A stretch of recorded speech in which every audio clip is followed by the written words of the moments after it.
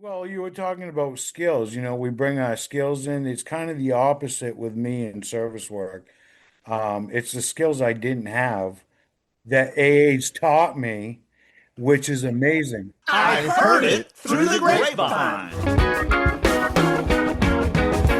Welcome. It's the AA Grapevine Half Hour Variety Hour featuring the collected voices of Alcoholics Anonymous. I am Alice, an alcoholic in beautiful Oakland, California. Hey, Alice.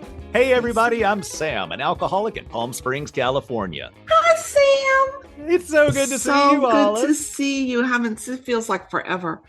Sam, I have something to tell you. What's that? We've got mail.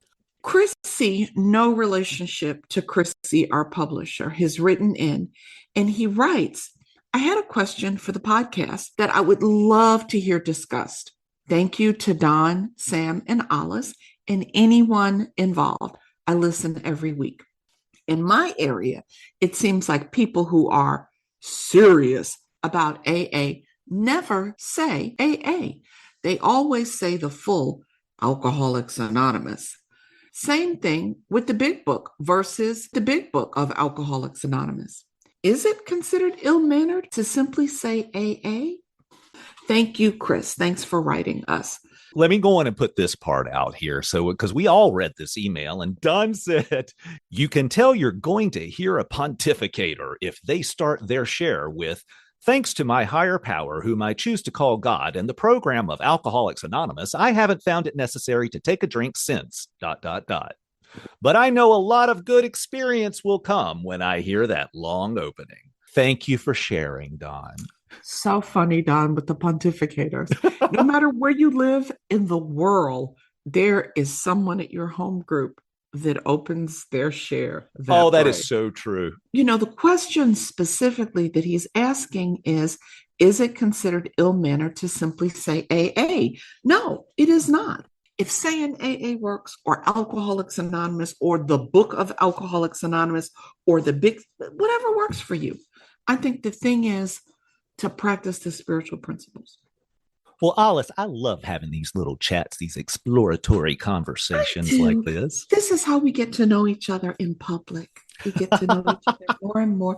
And we think we're alone. And then you go out in the world and you meet the people and you realize, no, that was a public thing that we just did. Thank you for having a public love fest with me. One of the things that I love about showing up and doing this with you and Don and our editor, Bob, is the people that we get to meet. And today we have a guest who is a service nerd, my favorite people in AA. He is in Waterville, Maine, and we're going to answer some questions sent in for our segment, A Newcomer Ask, and we're going to make sure that our guest has an opportunity to participate with us. We're also going to end the episode by listening to a segment of Language of the Heart. But first, the news. Have you been listening to our Primary Purpose podcast? It's the one that's put out by the General Service Office. They're in season 2 now. I love Nathan. I'm so happy that we got to meet him at the International Convention. Yes, we got to hang out with him, not just meet him, spend real quality time. Yeah, it was a lot of fun. So y'all check out Our Primary Purpose. Look for it on your favorite podcast platform. Also, the Grapevine and Lavinia apps on both iOS and Android are now available in most parts of the world, including Mexico, Central America, South America, Asia, Australia, Africa, and the European Union. Your subscriptions to Grapevine and Lavinia through the apps help keep the Grapevine podcast growing and reaching more AA members around the globe. Shout out to all you new listeners, and a special thanks to everyone who subscribes through the app. Oh, no, you didn't. Still got the mag in my lap. Story so strong, I forget my sleep in the app. Oh, yeah, you've heard the music, haven't you? Yeah.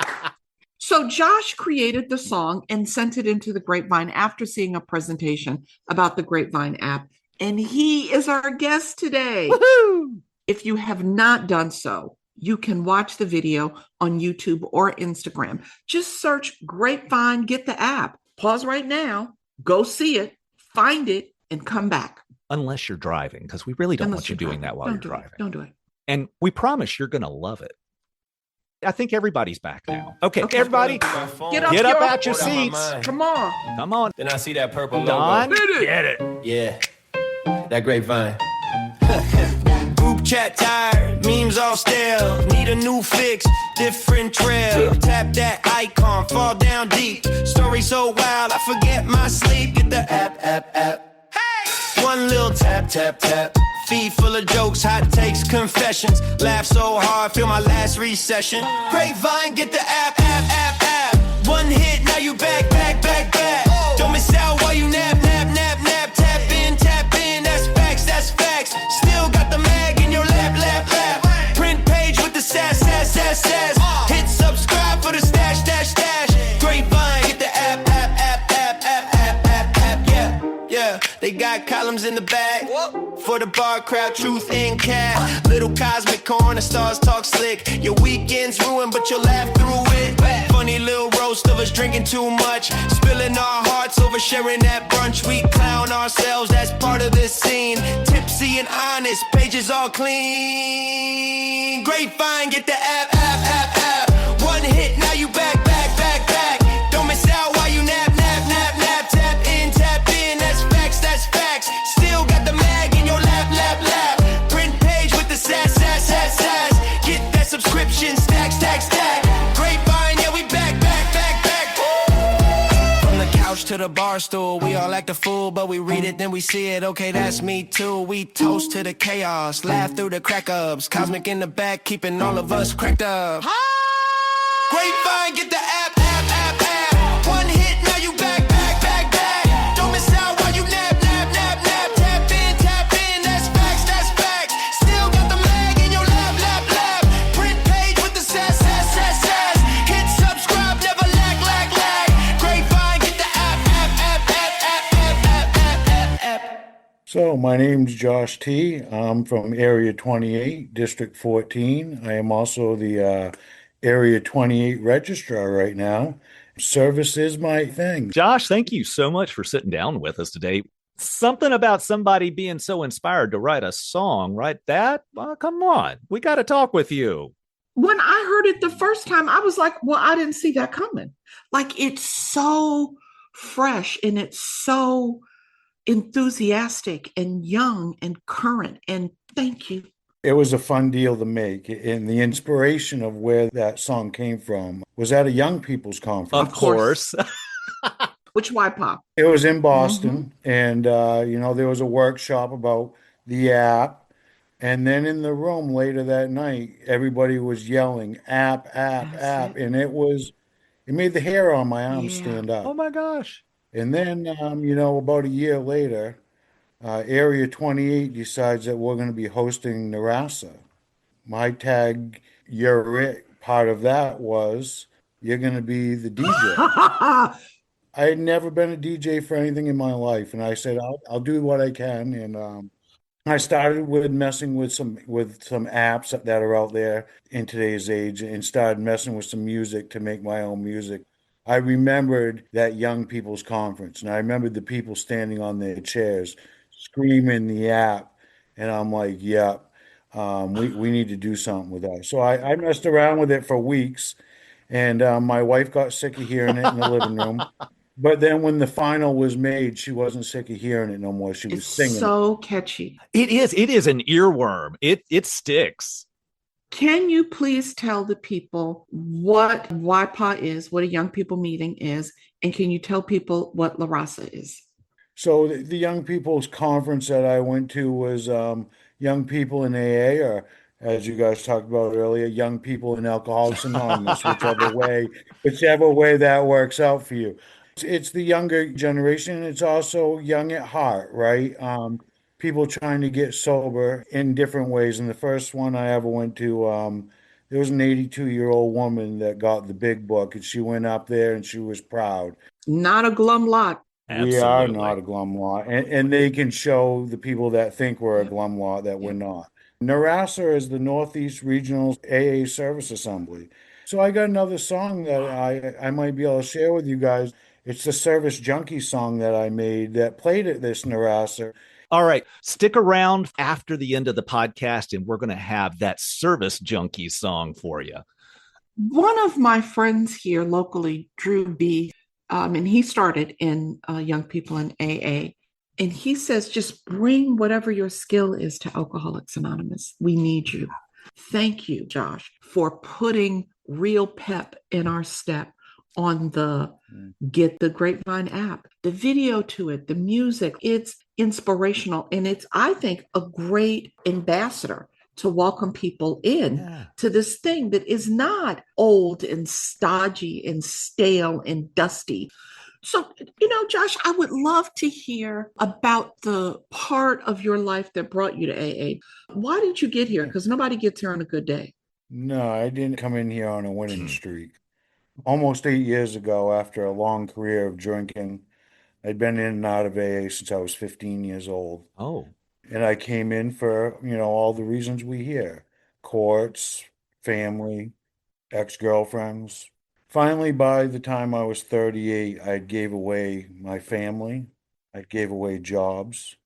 I gave away everything, including myself, and I was living underneath a bridge in Waterville, Maine, with a backpack on my back and a pair of slides on my feet. But that was my breaking point. That was my point of if I keep doing this, Yeah. I'm not going to last much longer. And finally that clicked in me. That really clicked that I'm going to give away my life next. I've had a lot of experiences with detoxes, IOPs. I've been to like 22 Woo! detoxes in my Yeah. life.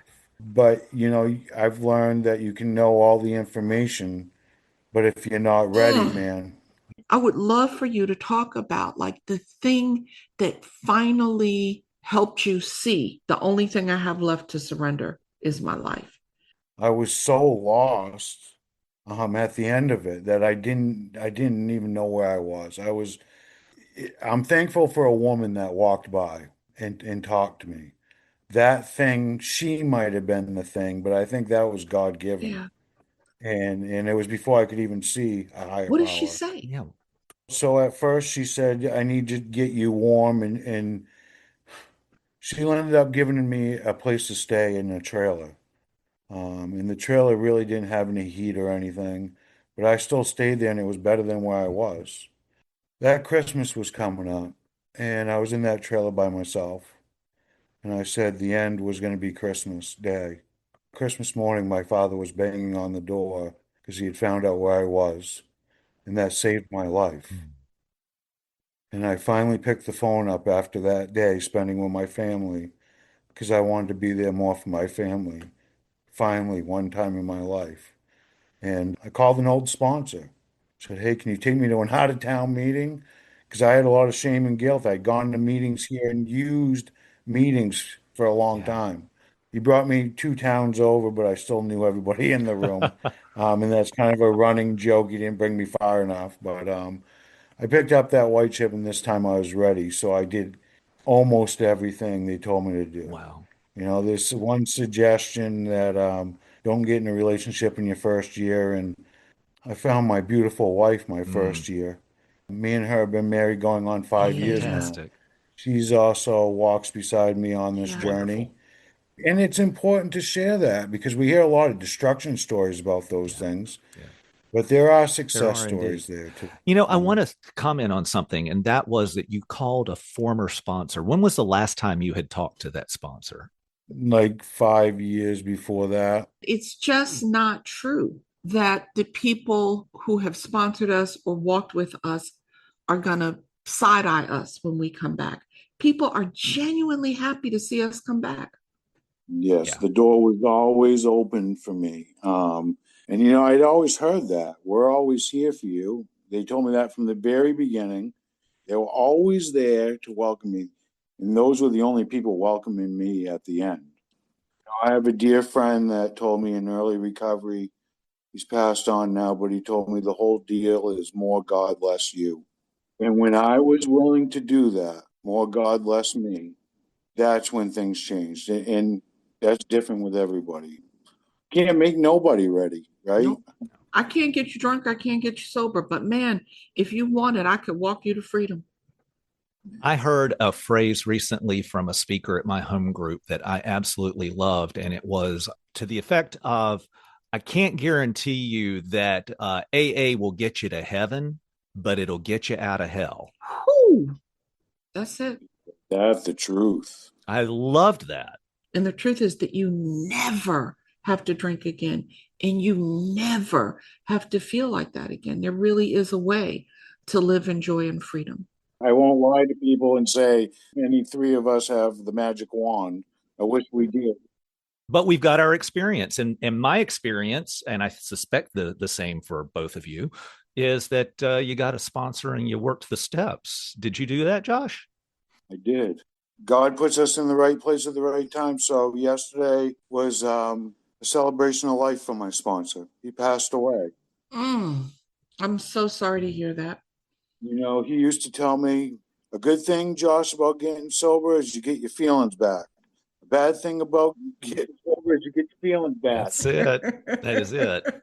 You know, and my sponsor is, he was a big book guy all the way.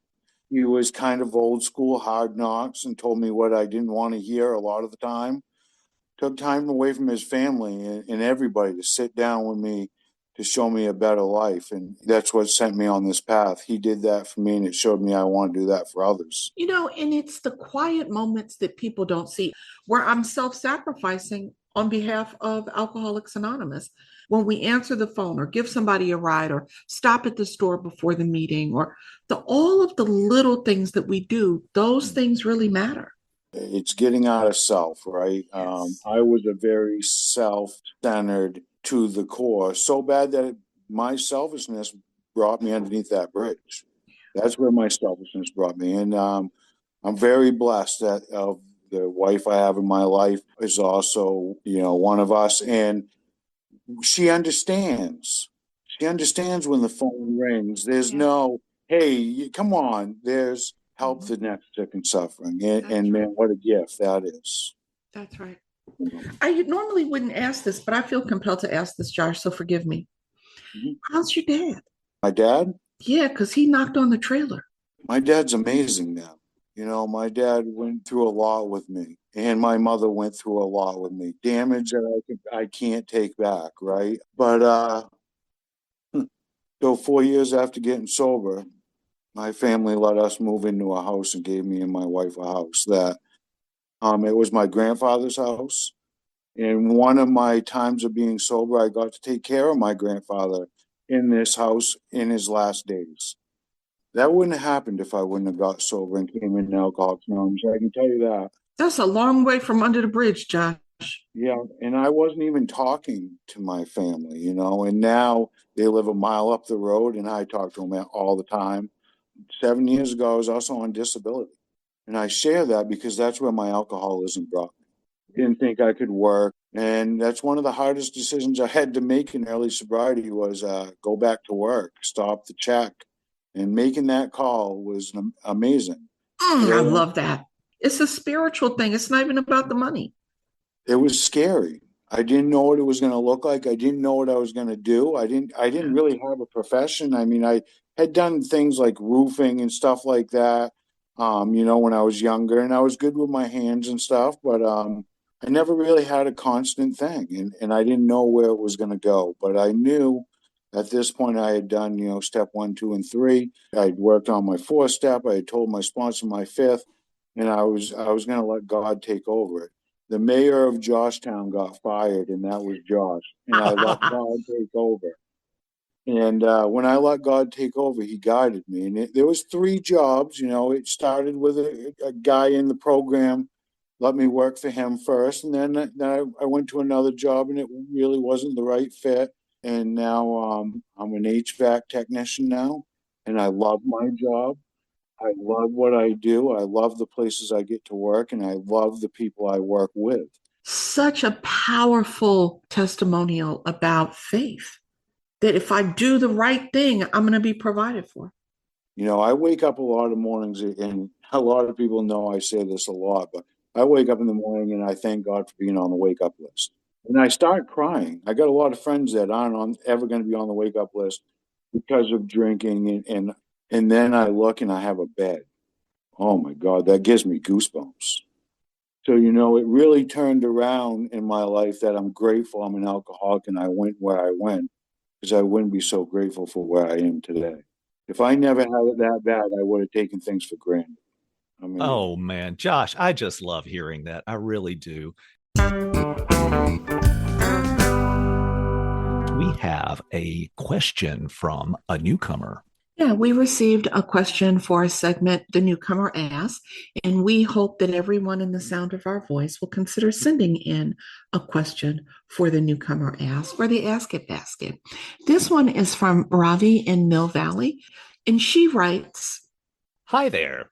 I have 7 months sobriety. I listen to the podcast all the time and truly appreciate your humor and hearing other people's stories. It helps me stay right-sized and reminds me that I am not unique or special, a long-time habit that leads to isolation and loneliness. As a newcomer, I'm still working on building friendships in AA.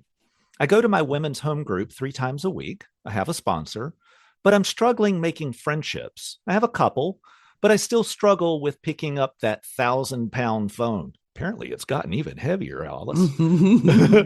Recently, I did manage to reach out to someone in my fellowship that I wanted to get to know better, but I never heard back from her.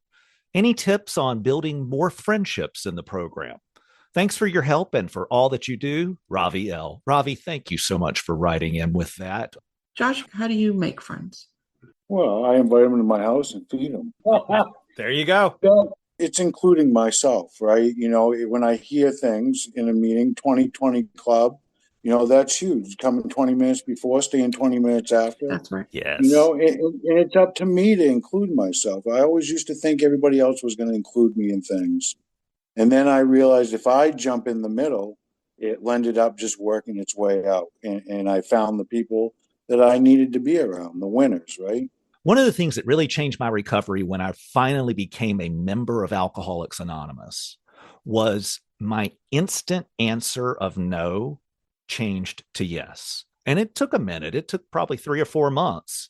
And you mean when people are like, let's go for coffee? Exactly. When people after the meeting were saying, hey, we're going to go out to eat, join us. No was my instant answer. And then one day I changed and I said yes. And my fellowship experience just blossomed in AA. Yeah. Find out where the service meetings are happening in your area and go to those service meetings. Those people are the people who are the winners and who are looking for the kind of connection that you're looking for. Yeah, that was definitely, what you just said was true of me. My first home group, they got a condo at the main roundup all together. And we stayed in that condo together. Oh, my God. Wow. You want to talk about getting people together. And then, my pitch for service, when I started going to assemblies, we would get Airbnbs and stuff like that together. Yes, that's good stuff. Like, that's how we stay in the middle, right? Oh, yeah. And in the middle, those bonds will be made and friendships will be made that will last a lifetime. Ravi, I hope that your journey to building friendships is so profound for you that when you are then established, that you're looking for the people who are coming in without friends, they're looking for friends, that you become the person that welcomes people in, just like you're hoping people welcome you in. I think that this is a perfect question for us to put out to the listeners too. How have you found friends in AA? Yes. What can you recommend to others to try? We'd love to hear it. Now, there's no excuse for you not to be writing us and calling us with your answers. That's it. And you can call us at 212-870-3418. Our operators are standing by. You can also write us at podcast@aagrapevine.org, but we'd love to hear your voice. Absolutely. We also want to hear your newcomer questions or questions somebody has asked you. As you can see here, Ravi's question has sparked a wonderful conversation. So please send those in. Josh, thank you so much for sitting down with us. And Josh, it was good to meet you. Good to meet you. I got 2 new friends. See how we... Absolutely.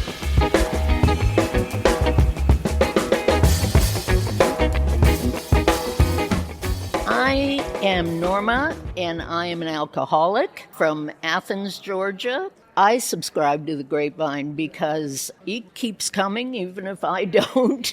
If I'm not in a meeting, if I'm riding a bus, it's in my bag. So that's a great tool. Hey, folks, want to contribute without receiving a subscription? Visit aagrapevine.org and choose Carry the Message to help provide subscriptions to those in need. Download the app and subscribe today. It's only $2.99 a month or 10 cents a day for AA.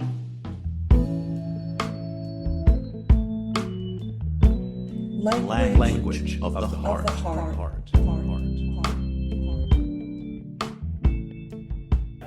Hi, my name is Jeffrey W. I am from Peachland, British Columbia. My home group is the Peachland Fellowship. We meet Friday nights at 7 p.m. The program of AA found me while I was an inmate. I was locked up in an isolation cell during COVID.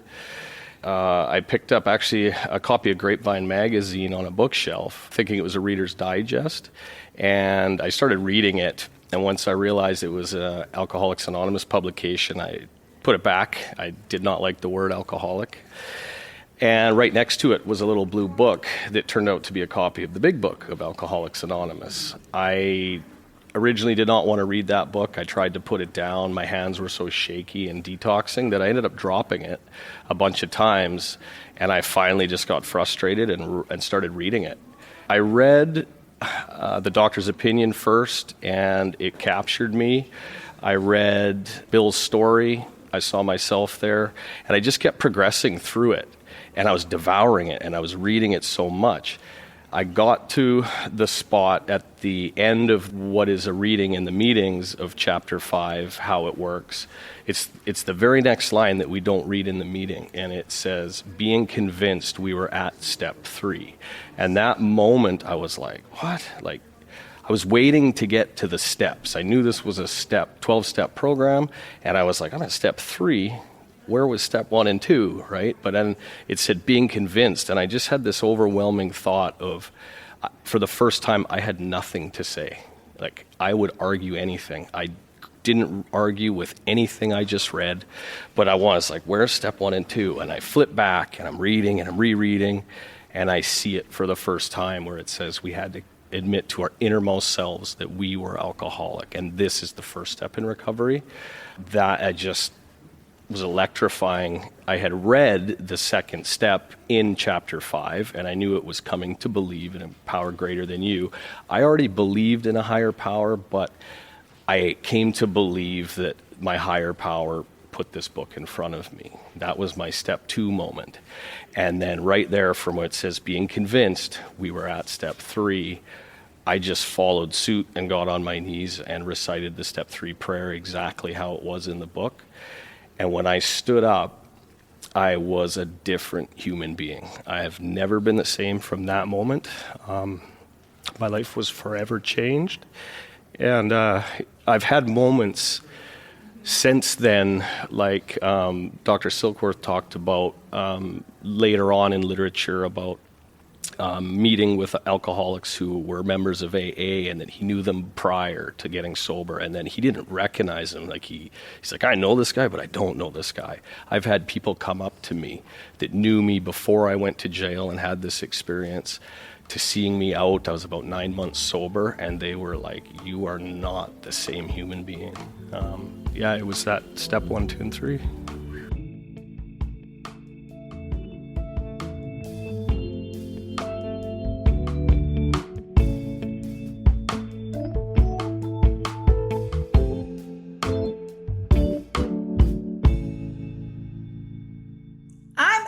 The very wit's end.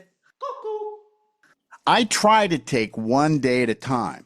Why, that's a good tool for living. Yeah, but sometimes 3 or 4 gang up on me all at once.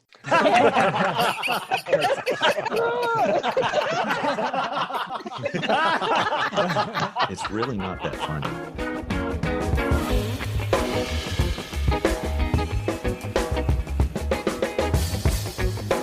Thanks for joining us. The AA Grapevine Half Hour Variety Hour is posted every Monday and is produced by AA Grapevine, Inc. We don't speak for AA as a whole. We share the experience, strength, and hope of members to help others recover from alcoholism. All things Grapevine are available at aagrapevine.org, including our app and how to get in touch with us. Find us on Instagram and YouTube. If you want to know more about AA, visit aa.org or search online for Alcoholics Anonymous and your city.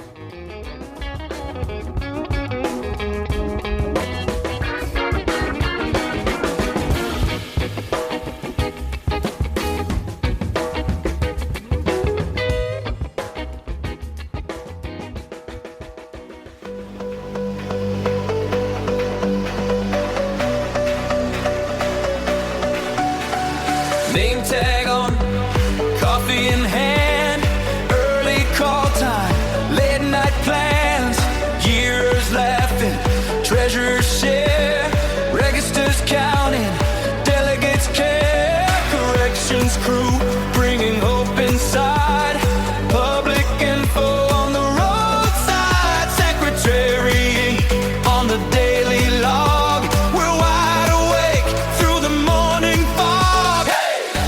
From the first scared call to the last day hug, every heartbeat here feels bigger than us. We're service junkies, chasing recovery, new lots of family. In the Northeast heat, trudging that road to a happy destiny. Made through the doors wide, welcome to the 207 Hope Dealers. We're service junkies, chasing recovery, new lots of thunder.